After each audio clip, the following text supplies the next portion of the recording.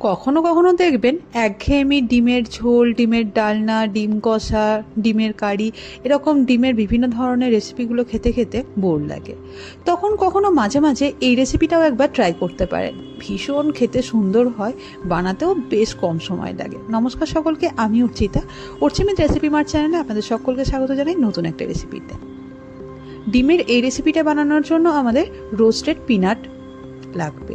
তো আমার কাছে রোস্টেড পিনাট ছিল না, তাই আমি ঘরে এরকমভাবে শুকনো কড়াইতে রোস্ট করে নিয়েছি।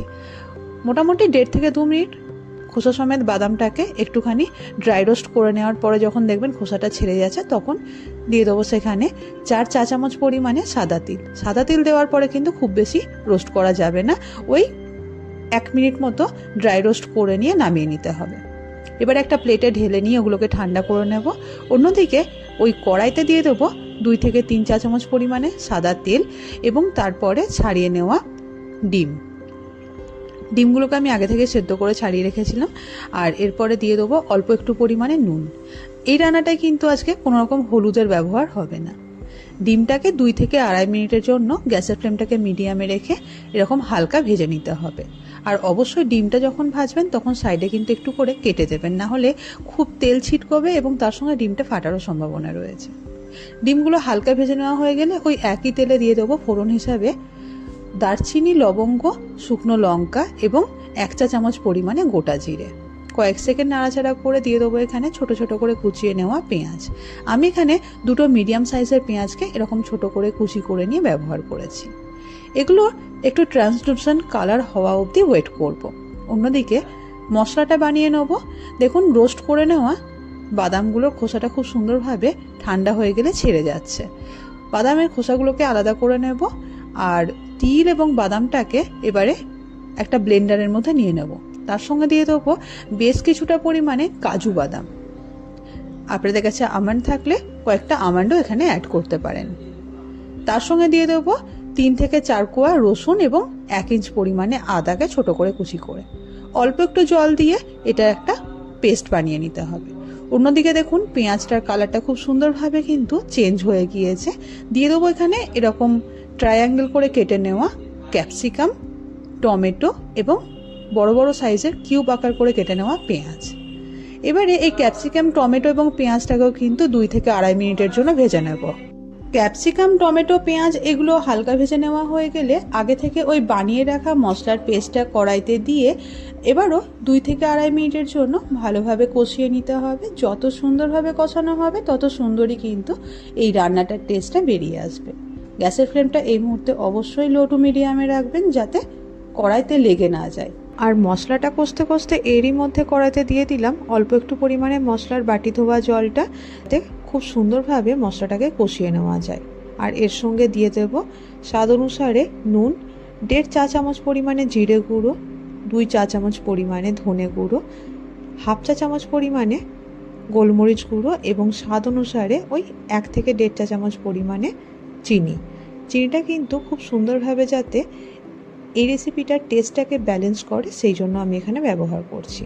এবারে মশলাগুলোকে ভালোভাবে মিশিয়ে নিয়ে কষিয়ে নিতে থাকবো যতক্ষণ পর্যন্ত না খুব সুন্দরভাবে একটা গন্ধ বেরিয়ে আসছে।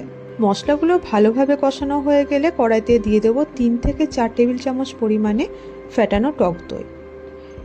অবশ্যই গ্যাসের ফ্লেমটা একদম কমিয়ে দেবেন বা গ্যাসের ফ্লেমটা বন্ধ করে দেবেন যখন দইটাকে মশলার সাথে মেশাবেন।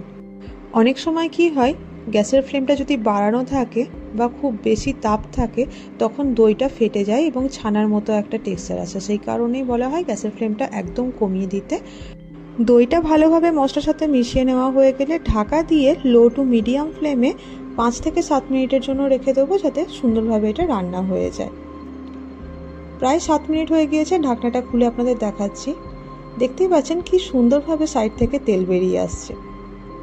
এবারে 1 থেকে 2 মিনিট ভালোভাবে নাড়াচাড়া করে নিয়ে তারপর এখানে আমি অ্যাড করব দুধ। আমি এখানে 1 থেকে 1.5 কাপ পরিমাণে ব্যবহার করছি। আপনারা কিন্তু দুধের পরিবর্তে জলও অ্যাড করতে পারেন। রান্নাটা আজকে একটু আলাদাভাবে করব বলে আমি কিন্তু দুধ ব্যবহার করেছি। দুধে বেশ সুন্দর একটা যেমন টেস্ট আসে, সেরকমই খুব সুন্দর একটা টেক্সচারও আসে। গ্রেভিটা খেতে ভীষণ সুন্দর হয়।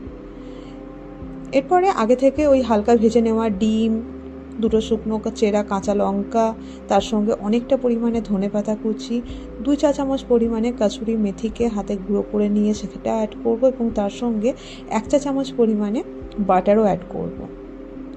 আচ্ছা, আপনারা কিন্তু চাইলে এখানে ফ্রেশ ক্রিমও অ্যাড করতে পারেন, বা যদি দুধের যে মালাইটা থাকে সেটাও আপনারা অ্যাড করতে পারেন, তাতেও কিন্তু এই রেসিপিটার খুব সুন্দর একটা টেস্ট আসে। যাই হোক, এবারে সমস্ত জিনিসগুলোকে ভালোভাবে গ্রেভির সঙ্গে মিশিয়ে নিয়ে আর 1 থেকে 2 মিনিট ফুটিয়ে নেব এবং নামানোর ঠিক আগের মুহূর্তে এখানে অ্যাড করতে হবে 1/2 চা চামচ পরিমাণে গরম মশলা গুঁড়ো, যেটা এই গ্রেভিটার টেস্টটাকে আরও ভীষণভাবে এনহ্যান্স করবে।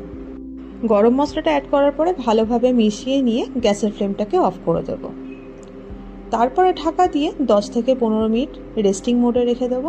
ব্যাস, তাহলে তৈরি হয়ে যাবে আমাদের আজকের স্পেশাল রেসিপি আন্ডা মাখনি মালাই মশলা উইথ গ্রেভি।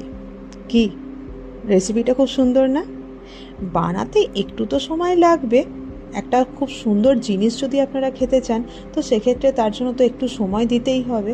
তবে যখন জিনিসটা তৈরি হবে সেটা এত সুন্দর খেতে লাগবে, আপনারা নিজেরাই আঙুল চাটতে থাকবেন।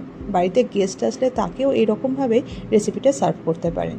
এটা আপনারা ফ্রাইড রাইস, পোলাও অথবা নান, রুটি, পরোটার সঙ্গেও সার্ভ করতে পারেন, খুব সুন্দর লাগবে খেতে।